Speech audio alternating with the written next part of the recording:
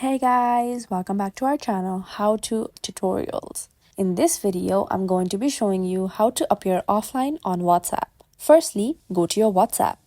Once opened, go to Settings, which is on the bottom right corner. Then tap on Privacy. Once you're in Privacy, go to Last Seen and Online on the top. Then tap on Nobody.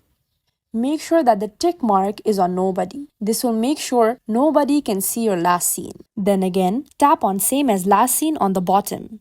This will make sure nobody can see that you are online. As above, you can see that nobody can see your last seen, which means your last seen is nobody, and since you have set your who can see when I'm online is same as last seen, it means that nobody will see that you're online. This is how you can easily appear offline on WhatsApp. If you find this video helpful, kindly like, share and subscribe, and do not forget to leave a comment down below. Thanks for watching.